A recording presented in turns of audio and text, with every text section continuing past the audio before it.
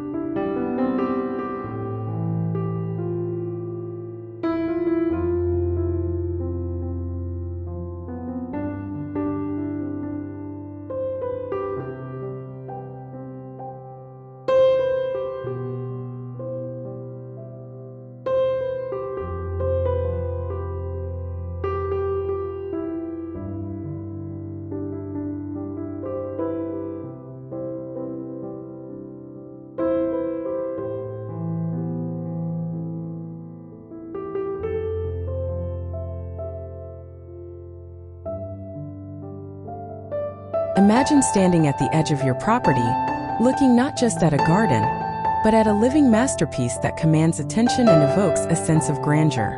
We often think of landscaping as simply planting flowers in the ground, but the true secret to a high-end, estate-quality look lies in elevation and structure. Today, we are going to explore how to use monumental urns and architectural containers to lift your garden off the ground, creating layers of drama that guide the eye and capture the heart.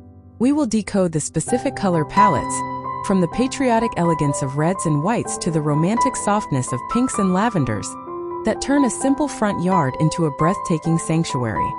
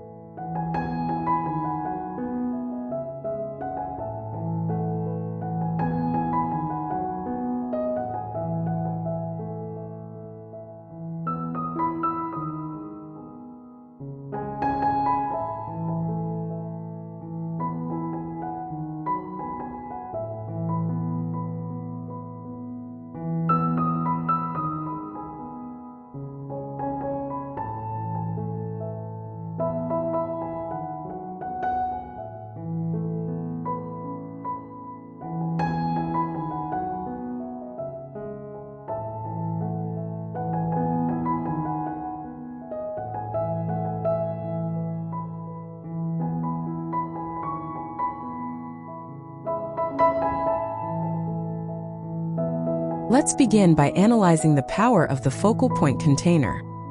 In several of the designs we are viewing, the landscape is anchored not by a tree, but by magnificent stone urns perched on pedestals. This is a deliberate architectural choice. When we place a heavy, classical urn on a pedestal, we are establishing a sense of permanence and history. It tells the viewer that this garden is here to stay. Notice how the planting inside these urns follows a strict vertical logic. We see tall, white shrub roses or structured greenery acting as the thriller, reaching towards the sky.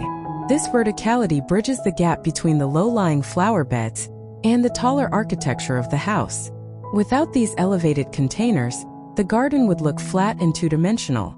The urns act as the pillars of the garden, holding up the visual roof of the landscape. Surrounding these majestic urns, we see a masterful application of color blocking.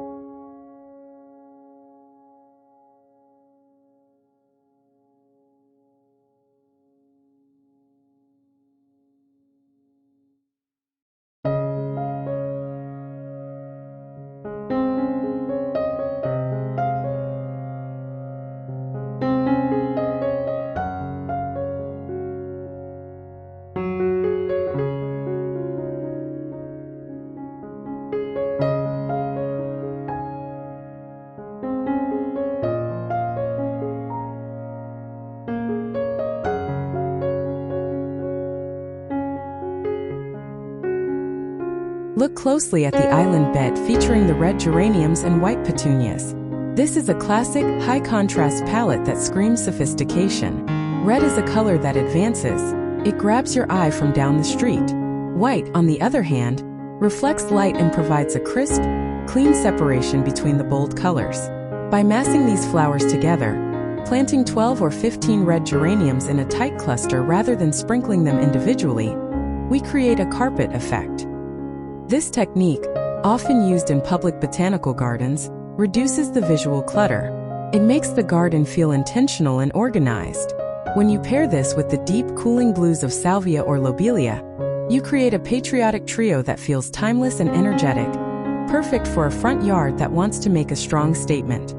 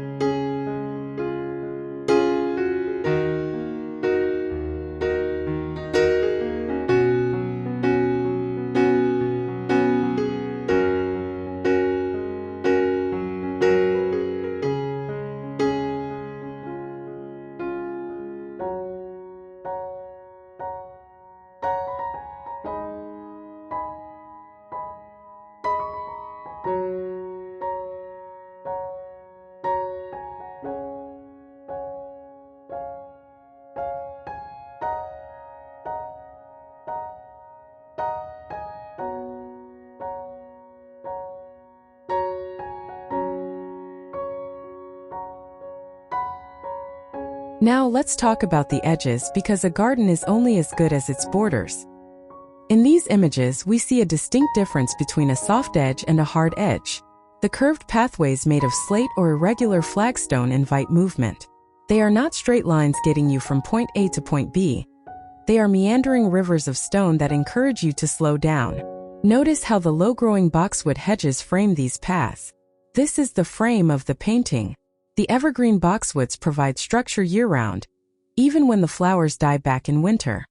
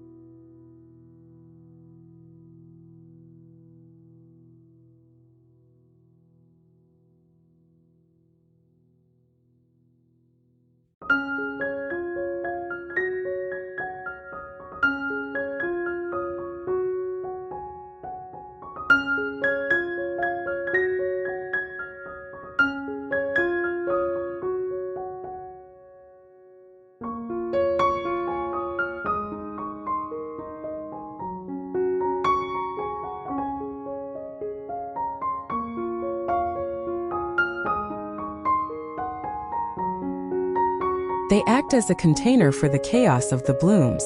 If the colorful flowers are the wild, emotional part of the garden, the clipped hedges and stone borders are the rational, disciplined part. This balance between the wild and the tamed is what creates a feeling of luxury. Furthermore, we must discuss the spiller effect in the large terracotta pots. Look at how the ivy and sweet potato vines cascade over the rims, almost touching the ground. This is critical for softening the heavy look of large clay or stone pots. Without the spillers, the pots would look stiff and isolated. The vines visually anchor the pot to the earth, blurring the line between the container and the patio. In one specific design, we see a cluster of large beige urns grouped together on a mulch bed, overflowing with bright pink petunias and dark purple coleus. This grouping technique is powerful. One pot alone can look lonely or lost in a large yard. But a group of 3 or 5 pots of varying heights creates a vignette, a miniature landscape within the larger garden. It allows you to introduce tropical plants or heavy feeders that might not thrive in the ground soil, giving you total control over the growing conditions.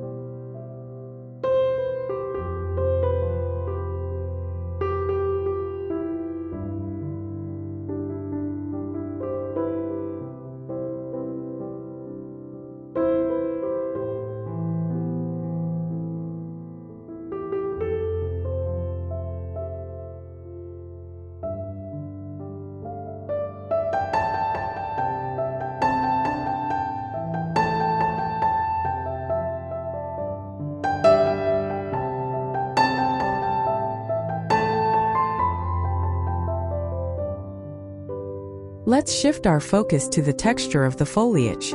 While the flowers provide the color, it is the leaves that provide the texture. We see the use of coleus with its deep burgundy and neon green leaves. This is a brilliant design hack because coleus provides consistent color from spring to frost, unlike flowers which may cycle in and out of bloom. By mixing the coarse, broad leaves of the coleus with the fine, delicate textures of the lavender and salvia, we create a visual vibration. Keeps the eye interested. We also see the use of ornamental grasses and spiky dracaena in the center of the pots. These act as exclamation points, adding a modern architectural flair to the otherwise romantic, rounded shapes of the flowers. It is this mix of leaf shapes, round, spiky, trailing, and mounding, that makes a professional design look so rich and full. Finally, consider the maintenance and the lifestyle these gardens suggest. The use of mulch around the base of the plants and pots is not just for aesthetics. It retains moisture and suppresses weeds, reducing the workload. The prominent placement of these gardens, right along the driveway or the front walk, ensures they are enjoyed daily. Every time you pull up in your car, you are greeted by this burst of life. The symmetrical layout seen in the island bed, with the topiary standards standing like sentinels, imparts a sense of order and calm to the homeowner. It says that despite the chaos of the world, here in this space there is balance. We are creating an environment that nurtures the soul through the eyes, proving that curb appeal is not just about vanity, it is about creating a daily ritual of beauty.